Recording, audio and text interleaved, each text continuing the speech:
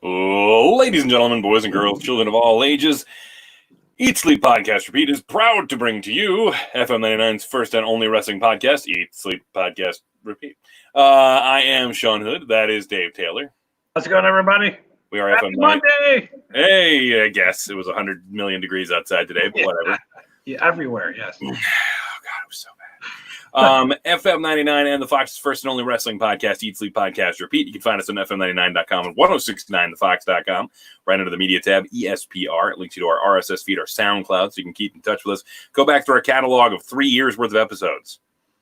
Yeah, hard to believe 3 years this has been going on. So some great interviews. Yep. Amazing. We've spoken to tons of people like Mick Foley, current WWE champion Drew McIntyre, Big E. We spoke to Natalia. We've spoken to tons of people.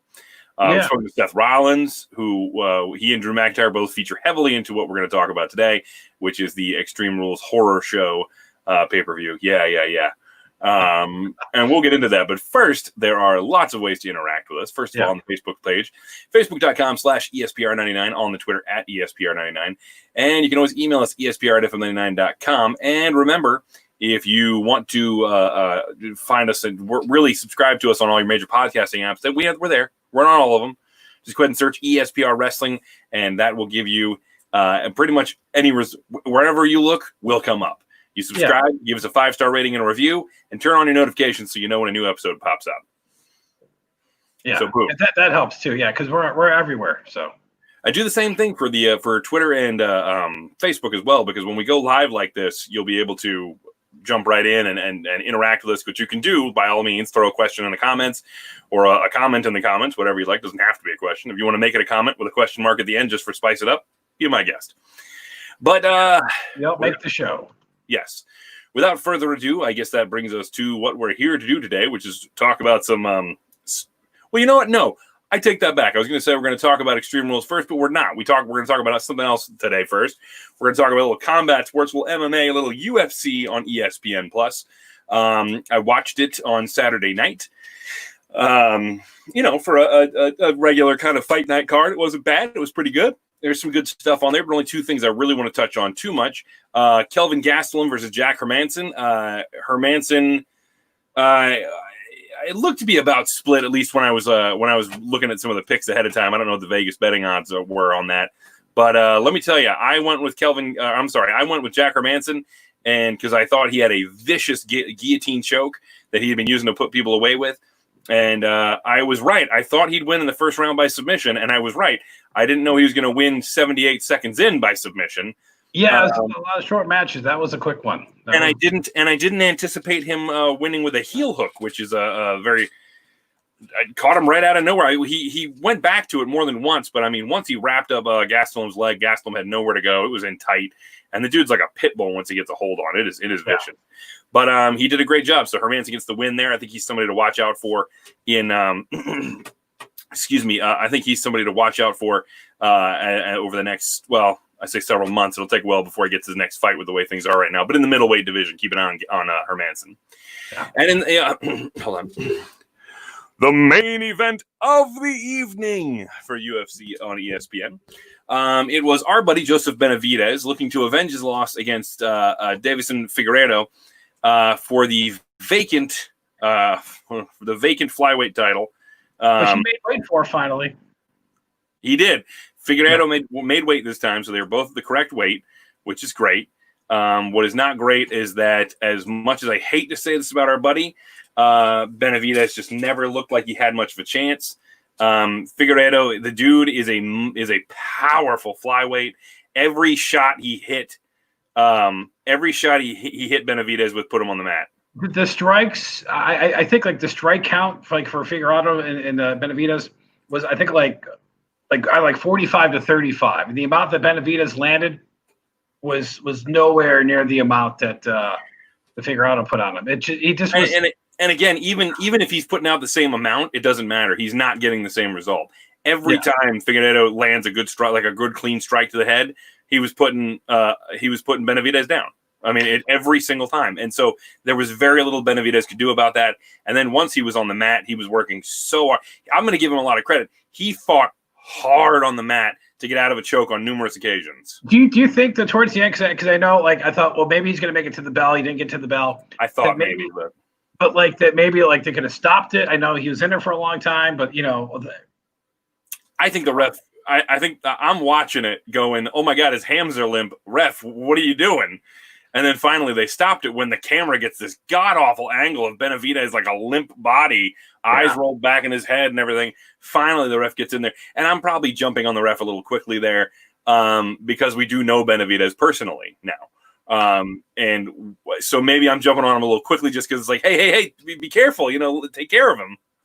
But maybe part of it is because some of these guys, they get the you stopped it too early kind of thing. Yeah, we saw that the last card that we had in Norfolk with not the match with Benavidez, but a different match where. I remember that one. Yeah. That was bad. Yeah, it wasn't a bad stoppage by any means. I just wanted him to jump in faster because I was concerned for our buddy Benavidez. Yeah. But yeah, Figueiredo deserved the title. He was absolutely dominant in that performance, and I don't know where he goes from here at this point. Hey, I don't know. I mean, you don't put him in another title match. He's 0 for 4, and he's the first guy to do that, which is a shame. Likable guy. Yeah, really likable guy, and he's a veteran, and he's been around. He helped build that division. So I mean, his legacy is much more than the 0-4 that people like to keep pointing to. But I wonder if he's maybe going to hang it up after this one. Yeah, I don't know. I mean, because you're going to be on the card, but you're never going to be back up there again unless he gets a big non-title fight. He can beat somebody big, but I don't know. That's tough. Yeah. So that we'll move on from UFC right there. Yeah, see, we talk about real fighting sometimes. Yes, we do. And we're going to talk about that all the way to something that turned out to be a horror show, but for the wrong reasons. Extreme Rules, the pay-per-view. I don't want to spend a lot of time on a lot of this, but let's get right into it. Kevin Owens and Murphy. Should have been on the main show. Should have been on the main show. I would have taken it to replace half the card. It was I enjoyed it, but I will say this. I don't want to talk about the match except for the end when Kevin Owens basically said, you're too big to be under somebody's spotlight. You need to be on your own. So I was planting a seed for Murphy and Rollins down the road. I mean, obviously, we probably saw it coming anyway. But but I feel like it's also a little early for that. Like I understand that he's been with Seth for a little while now, but I'd like to see a stable last for a bit before we start imploding it. Yeah. Well, there is one stable that has lasted a bit, if you want to call him that. Oh, my God. Yes, without a doubt. The New Day. The tables match between the reigning tag team champions, the New Day, Big E and Kofi Kingston, and Cesaro and Shinsuke Nakamura as the challengers. I want them to come up with a team name because they've been teaming together long enough now. They deserve a team name. It's been almost like a year. Like Suzakamura or something. Like give me something. You know what I mean? Shinsuke. I don't know. Well, I mean, you had the bar. You had the bar with Sheamus, so maybe there's something else. They're this. Maybe. But either way, very good tables match. I thought there's some really good spots in there. Lots of aggression from both teams. They both looked really good in this performance, and I think the right team won. The right team won. New Day doesn't need the belts all the time. With a vicious powerbomb through the tables on the outside for the win. I mean, it was a definitive win for them, which I like. It wasn't a lot of times in these tables matches, they're used as ways to kind of let the good guys lose without really losing. Like it's always due to a mistake or something. But no, just flat out, they got beat by Shinsuke and Cesaro. Yeah, well, that's the one that those guys deserve. I mean, it doesn't hurt the New Day at all. I mean, no, it's fine. And had the the decision been the other way, I think that would have hurt Shinsuke and Cesaro because you're like, well, why are they teaming together? Here we go. Right. All right. So next match on the card was the SmackDown Women's Championship, Bayley versus Nikki Cross. Another good match. They did very, very well. We were right on half of all this because we expected Sasha Banks to get involved and help Bayley, and she did. But I enjoyed it. I thought the match was very, very good. I never really bought Nikki as a threat to win, but it was still a well-worked match. Both ladies worked very well. But I think part of it was I think was to kind of set up what was going to happen later in the night and eventually down the road. But I mean, Katrina chimes in, by the way, with glad New Day lost. They've been champion too many times, like Charlotte as women's champion. I'll agree with that. I will disagree with that slightly. I'll agree to a degree. boy, am I tired if Charlotte is the champion. New Day, it's a different thing though. With Charlotte, I'm tired of it. With New Day, they just didn't need to be there. Like there was nothing else for them to do with the titles right now. There was no. They've pretty much feuded with every team there was to feud with right now. So it made sense to put it on somebody else. But with Charlotte, yeah, I'm with you. I'm just tired of that. Yeah. Charlotte's a different thing because she's, I guess, the female Reigns. Is that what She's Ric Flair. Yeah, that's right. Woo! The match that didn't happen. Apollo Crews versus MVP. Yeah, we're just, you know what? I'm going to give this as much attention as we got, and I understand that he couldn't be there. Have they confirmed why he was out, or is that just reports at this point? From what I've seen from other reports, is that he's dealing with COVID. I saw the reports, but I hadn't seen if WWE confirmed or he confirmed. I don't think WWE would come out and say that because then that would. Well, he might confirm it. He might, yeah, but he has not. But by the way, nice to see Renee Young back on the pre-show. By the way, that was fun. Yeah, I was glad she was there. So that was good. But so they did a thing where they said, but MVP is not the new U.S. champion. They did say that, yeah. Unless you do something on Raw tonight, but WWE is still saying. Which starts soon, so we got to make sure we get through this in time for Raw.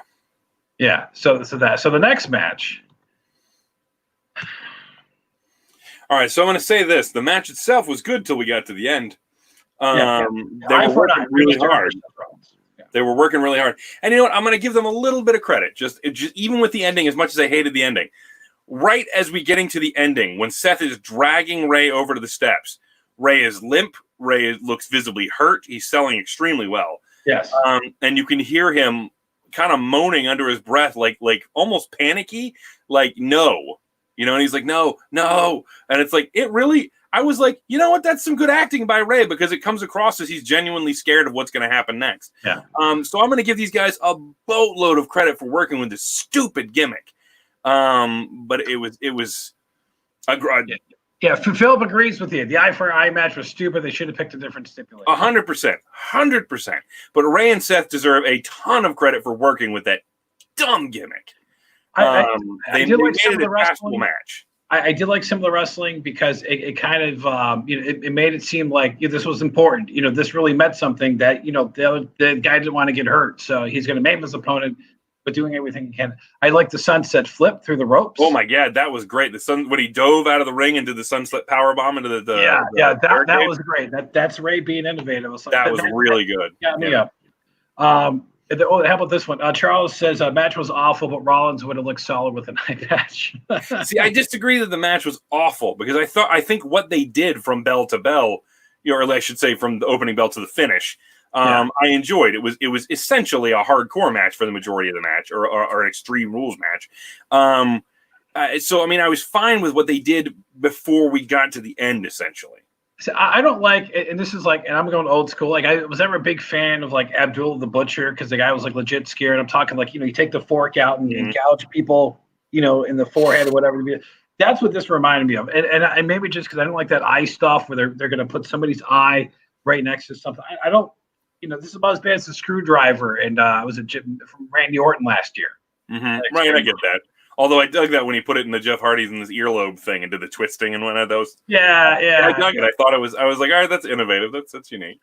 Yeah, so that doesn't work for me. But like to the end of the match, I was eating, by the way, when this match was going on. Oh, fantastic. So you had a mouthful of food right when Seth vomits. Yeah. His reaction, by the way, I thought was like, holy crap, I can't believe I did this kind of thing. And I don't think if they're going to build on this or he's going to like regress. See, okay. I'm with Thomas on this. The solid gimmick was awful. I'm with Thomas on this. The work was solid. The gimmick was awful. I don't know where they're going next with Seth. This could either make Seth view things differently, or it could push him further down that sadistic road. I don't know.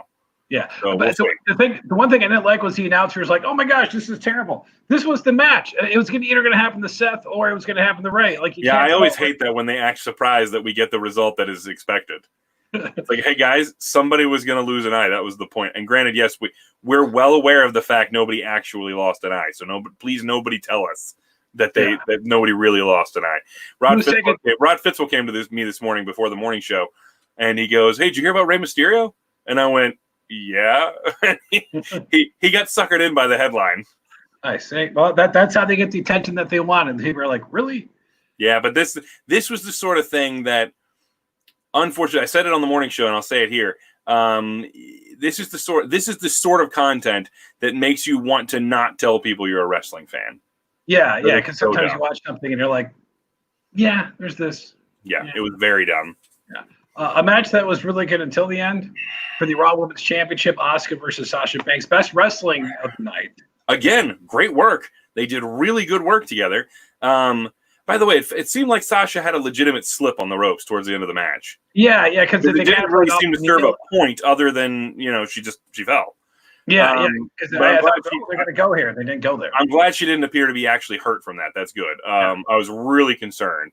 But the work was great. And we were right in the sense that Bayley got involved because we did say that, obviously that was going to happen, but we expected that to backfire and it didn't.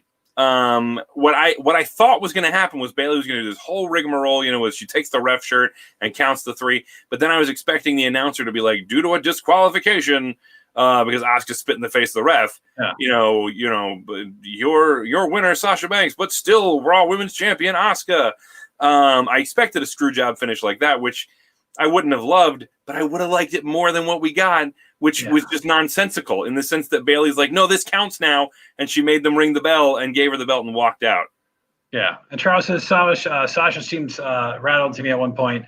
And I think maybe that was like towards the end. And maybe she was hurt. Maybe it was the knee. Maybe it was something else. It might have been, yeah. I mean, it might have been scary because she did have a serious injury for a while. They kept her out for a little bit. I know she took some time off as well.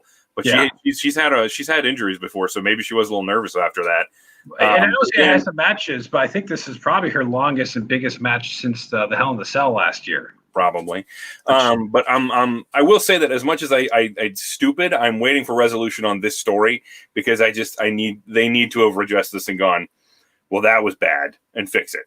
Yeah, because I don't know what you do now. I mean, they're calling it a no contest officially, but well, then that means Asuka gets the belt back. She gets the belt back, but is Sasha going to keep it? It's like, well, you got to beat me for it. Well, what tells me is what they'll probably do is have a rematch tonight, is what they'll do. And so they'll have a rematch, and then we'll get the finish we should have gotten last night where Bayley accidentally cost Sasha and whatnot. Because really, for me, that's the money match at SummerSlam is Bayley and Sasha. And then I go Asuka and Shayna Baszler. Yes, because I will come in with this breaking news for tonight. But earlier today, Kiara Sane taped her last Raw segment before she leaves. That's a bummer. Gonna miss her. Yeah, she was a very talented performer. Never quite found the footing on the main roster, but I did very much enjoy her. Yeah. So in any event, that brings us to the WWE Championship match between Drew McIntyre and Dolph Ziggler. Oh boy, my thoughts on this. First of all, again, I'm going to say this again. Well worked. The guys worked really hard. It did. Dolph came out with a great heel stipulation in the sense that the stipulation is it's an Extreme Rules match for me, and you have to wrestle a normal singles match. And if you get disqualified, you lose the title. Excuse me. Yeah. So I mean, for a heel, that's a great stipulation. But and I'm going to say this until my head falls off. It only works if the heel wins, because all you've done now is make Dolph seem like the most inept, incapable of winning a match performer you have, because the deck was stacked so heavily in his favor, and he still never felt like a threat to take the belt off of Drew. No, and Drew kicks out of 2 zigzags. Yeah. What the ending should have been, and this, although I want this feud to be over, was that Drew could have won the match. Say there's a chair in the ring or whatever, ref gets distracted, Drew pops Dolph with the chair, and then it heads to Claymore. But I understand why they didn't want to do that, because they're trying to keep Drew. He's the true blue baby face. He's not gonna cheat. At least in this instance, he has to be better than Dolph. And I'm like, okay, I get that. By the way, I also loved his kip up at the end, right into the freaking Claymore. Yeah. When Dolph was setting up for the super kick, and he just kips up, and immediately hits that. I was like, that was slick. It was great because it was. Drew McIntyre is a freakish athlete. He is. But but again. So this didn't really help Drew because Drew's already at least one level above Dolph Ziggler, and it made Ziggler look completely ineffective. I mean, that stipulation helped nobody with the result we got.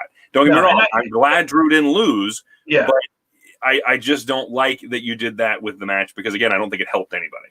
It maybe nobody came down to help Dolph out. Yeah. By the way, Scott says Dolph went from hero to zero. Feel bad for him. the dude is so crazy talented. It's ridiculous. And I don't even have an issue with him not being the champion, because there's plenty of guys who've gone through their careers and everybody's like, oh, they should have been champion. Well, did they need it? They're still legends. People talk about Roddy Piper. He was never WWF champion. Didn't need it. $1 Million Man. Didn't need it. I mean, a couple years ago when Dolph was at that big Survivor Series match, the one where Sting shows up and he beats 3 guys, seeing Hamlin, you're like, oh, this is it. They're going to finally do it. And then this is the moment, Ed. They're finally getting behind Dolph Ziggler for real. And it lasted a week. Yeah, Charles says, always a solid wrestling match with Dolph, but hard to keep watching him in these spots. He isn't a believable threat, like you said, Sean. I think I read that he only won 1 match on TV all year, and that was against Tucker. Yep, I saw that. I saw that information as well, which is that is very telling in how we're supposed to take Dolph Ziggler. He's just not a threat to people who are in the upper echelon of WWE. Really, at this point, he's kind of a threat to the upper mid card. But even then, he's losing to Otis, and he's losing to, you know what I mean? He's not a complete threat. I don't know he's going to win every time. The only thing is fine. I mean, they can trade victories or they can whatever. And Otis has been MIA for a while too, so maybe he's got something going on that maybe, or they just don't have a thing for him right now. And the idea being that if we don't have anything for Otis, he works better in front of a crowd anyway. So why overexpose him when there's no crowd? Yeah. You know what I mean? I don't want to start any speculation about why he's not there. No. 1 match left on the show, by the way. Oh, I'm sorry. You mean the the main event of the evening. All right, now here's the thing. All right. Wide swamp fight. I'm going to stop you before you start here, because I am in the minority of really enjoying this. I enjoyed the swamp fight because I enjoy these cinematic things for what they are. I don't view them like matches. I view them almost like a separate program. And my thing is, I don't enjoy this as part of a pay-per-view. Like, if you remove it from the pay-per-view setting, like it's not my main event match, you know what I mean? If you remove it from that and they just produce this and put it out, I think it would be much better received. Well, this reminded me of the final deletion with right out, which was, I thought, tremendous, was on Raw, and I thought that was great. This was just to be like in the cuts. I mean, I know they want to make it feel like a movie, and I'm fine with doing this, but this one did not click with me. It was just too weird. I guess it's the horror show or whatever. But man, I felt like. See, for me, I think it worked well in the sense that that's the Bray Wyatt character. He's weird. It's not supposed to be pretty necessarily. It's not supposed to, I enjoyed that stuff. And I really dig the Bray Wyatt character, every layer of it. So getting to see more of it in this instance, where he got to, when he had Strowman chained to that chair and he was talking to him, and really this is almost extended promo time for Bray Wyatt, where he really got to lay in to Braun about what he was thinking and feeling and where, what brought him to this point. I actually really enjoyed that as character work for Bray. Again, I don't like it as a match. If they would say something like, Braun Strowman is going to go find Bray Wyatt at the swamp tonight, immediately following Raw, it's going to be on the WWE network. I'd have been 100% on board. See that would have worked for me better, because that kind of gave more of a reason than say, well, we're just going to have this, the Taker thing was different. That worked because of the setting, and I know this wasn't the swamp, but that, I think it may be because of the performers that worked better. This one maybe because I think it was a lot of things. I think it was new to us at the time. It had a new factor to it that we were like, ooh, what are we getting here? I kind of agree here. Go ahead. Chuck Fisher says Bray vs. Braun felt like I was watching an episode of Friday the 13th series. Right, and when you're booking this thing as the horror show, that's the right feeling to get. So I feel like they succeeded in the feeling they wanted you to have watching it. But again, I just don't dig it as part of a pay-per-view. I think it should have been its own special type thing, or it shouldn't have closed the show at the very least. I understand why, because it's like this big cinematic crazy thing. How do we do another match after that? But that's part of my reason for that's why I don't think it should be on the pay-per-view, because I feel like it's shoehorned into that spot where it's not going to fit. I don't know. I don't know what you do with Bray otherwise in this situation, unless you keep him off that. Charles says really enjoyed the Alexa bit. I loved it, which was out of the blue. It kind of makes sense why she wasn't around for the Nikki Cross match. I guess. Well, but she wasn't actually there. It was a mind game with Brett. Yeah, mind game. Yeah, showing up 2 times. Yeah, but Yeah, so I mean, it was. I really enjoyed it because it played on something that we all loved, which was Alexa and Braun. yeah. And like, I love that they went back to that. I really enjoy when they reward longtime viewers. Yeah, because I thought like, wow, continuity. I was shocked that they referenced that because sometimes it's like, well, it didn't happen. They just pretend things don't happen. Yeah. No, I see. Don't get me wrong. There were things to dislike about this, but I really, if I could section this thing out, the swamp fight, and just have it as an isolated thing to watch on its own, separate from everything else, I enjoyed this. As part of a pay-per-view, I think it hurts the pay-per-view. Yeah. And then at the end, of course, we with the Fiend and Bray and everything, and so Patricia was back to Bray now or the Fiend. Well, he's the Fiend. Yeah, he's the Fiend for sure. Yeah, at the very end of the match, he emerges from the water as the Fiend. Yeah, he's that part. Okay, I'll give him credit. That was as bizarre as it can be in the WWE world in these matches. Oh, without a doubt. And I mean, he's without a doubt weird and whatnot. But it's so funny because I hear people. I saw people online griping about like the Bray with the dumb magical powers and this, that, and the other thing. And I'm like, you watched a 50-year-old biker shoot flames out of a roof to stop AJ Styles from running away, and nobody had an issue with that. He buried him alive, and AJ shows up to work on like 2 or 3 weeks later, and he's fine. I mean, this sort of stuff, these cinematics specifically, you're going to get this kind of nonsense. Yeah. King Corbin threw 2 guys off a roof. That's right, but they landed on the second roof, Sean. Oh crap! They landed on the second roof. That excuse works if they don't show you there's no second roof there. Yeah. But in any event, again, overall, I enjoyed the swamp fight as its own thing, but I think it weakens the pay-per-view as a whole. It's weird overall. Like some of the wrestling was good. The first couple of matches, great. I was like, okay, we're doing great. We're doing great. And then eye for an eye. Yeah, no. The end of Sasha and Asuka. That's such a bad taste in my mouth. Not getting the U.S. title match, which, I mean, and I understand that, Apollo couldn't be there, but and not to be, without trying to be cruel to Apollo for not being able to be there, they should have booked something else. They should have had another MVP, should have faced somebody else, or they should have, they could have very easily done like him and Bobby Lashley are out there running their mouths. Have somebody else, another team come out there, the Street Profits or somebody, you know what I mean? Come out and talk about, running down Apollo when he's not there and this, that, and the other thing, and challenge them to a match. Yeah, because it just felt like a Raw segment. Yeah, it did. It did. But, it is what it is. It's what we got. And so, I don't know, Dave, 1 out of 10, what are you giving it? If you're watching, by the way, feel free to give us your 1 out of 10 review of Extreme Rules. Yeah, let's know.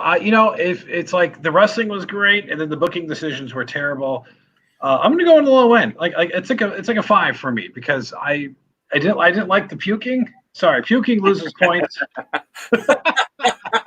Oh man, you would have hated draws.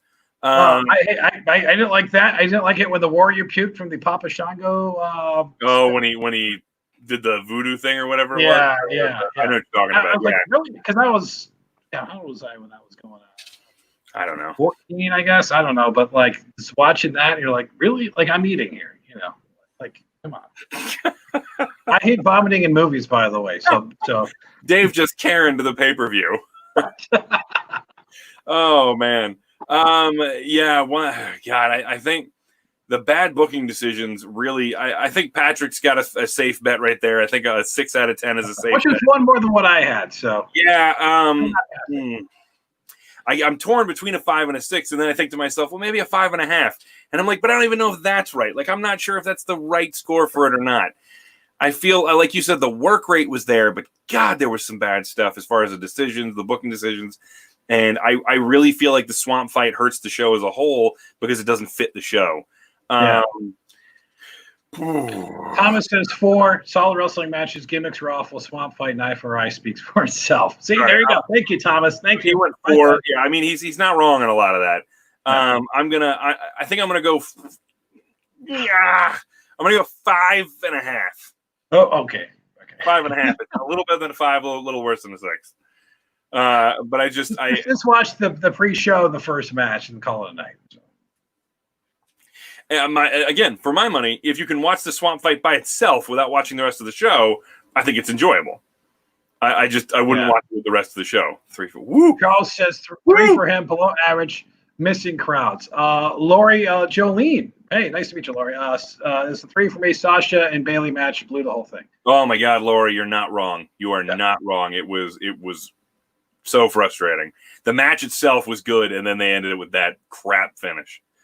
Yeah. It's funny is I was reading along with some people who were reviewing the show as I was watching it last night, and they did the eye for an eye thing, and they were like, "Wow, you knew you were always going to get a finish that wasn't satisfying, and it was bad." And they're like, "But that was pretty bad." And then they had the the Sasha Asuka match, and she and the same guy followed it up saying, "Wow, WWE almost as if they were trying to get you to forget about how bad the last finish was like, hey, look at this crap."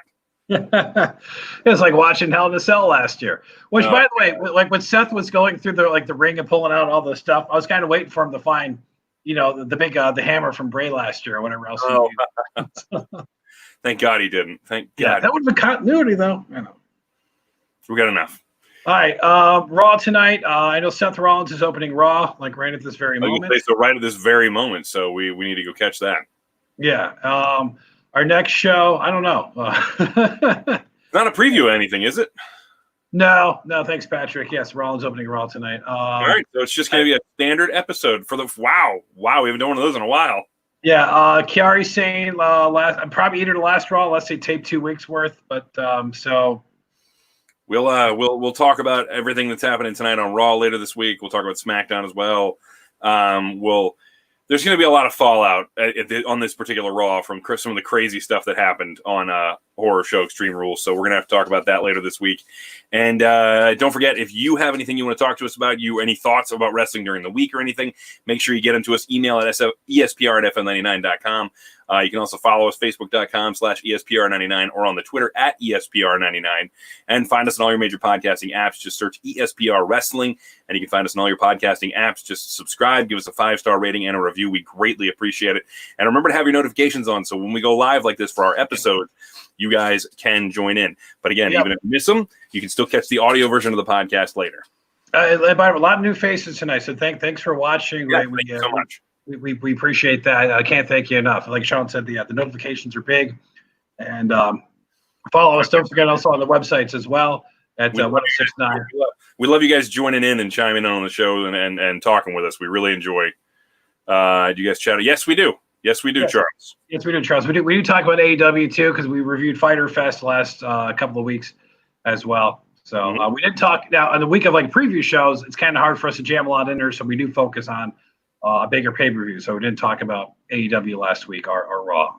Right, just because we were building up to the big show, so we were doing the preview of that actual show. But yes, we do cover Dynamite as well. So trust me, we're fans of that as well. We do watch AEW. Yep.